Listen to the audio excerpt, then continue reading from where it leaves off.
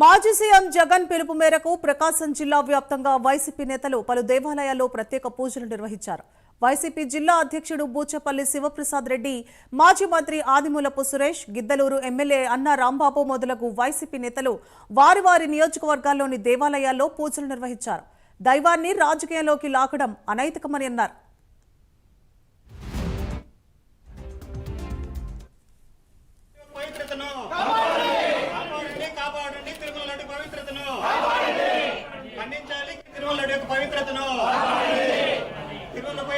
చంద్రబాబు దుష్ప్రచారాన్ని ఖండించాలి. చంద్రబాబు దుష్ప్రచారాన్ని ఖండించాలి. తిరుమల యొక్క తిరుమల ప్రసాదం మీద చాలా అభినందనలు పాల్గొన్నారు. ఇది చాలా దుఃఖం. ఇలా చేయడం కూడా చాలా దురదృష్టకరం. మరి వాళ్ళకి మంచి మనసు రావాలని చెప్పి ఈ భగవంతుని కోరుకుంటూ వాళ్ళకి మంచి మనసు ఇవ్వాలని చెప్పి కోరుకుంటున్నాం. ఎందుకంటే నీలాభినందనలు 3 సంవత్సరం ఇప్పుడు వాళ్ళు వచ్చి కూడా 3 నెలలు దాటింది. ఇప్పుడు వచ్చి వాళ్ళు ఏంటి అది కలిపారు ఇది కలిపారు అని చెప్పి జనాన్ని మభ్యపెట్టడం కోసం బీజేపీ కూడా అదే పద్ధతిలో అవలంబిస్తున్నారు. చాలా దుర్దినం, చాలా బాధాకరమైన విషయం. హిందువులను వాళ్ళ యొక్క మనసుని గాయం చేయడం కోసం చేసిన ఎత్తుగాడే తప్పక చంద్రబాబు నాయుడు గారికి వాళ్ళకి మంచి మనసు రావాలని చెప్పి కోరుకుంటున్నాం.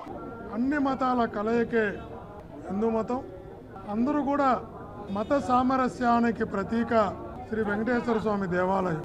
అందుకే తిరుమలలో బీబీ నాంచారి ఒకప్పటి ఢిల్లీ సుల్తాన్ కూతురు విగ్రహం కూడా తిరుమల గుళ్ళో ఉంటుంది. అర్థం అన్ని మతాల ఆరాధ్య దైవం శ్రీమన్నారాయణ శ్రీ వెంకటేశ్వర స్వామి అని.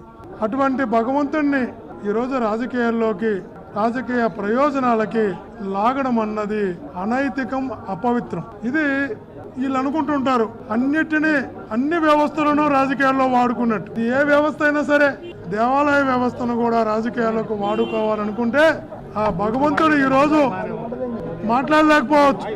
ఆ భగవంతుడు ఈరోజు ఇలా చేస్తున్న అపవిత్రమైన పనులకు సమాధానం ఇప్పటికిప్పుడు చెప్పలేకపోవచ్చు.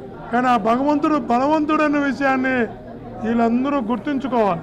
తప్పు చేశారు, భగవంతుడు చూస్తున్నాడు. ఖచ్చితంగా భగవంతుడు ఆలోచిస్తాడన్న విషయాన్ని కూడా తెలియజేస్తారు.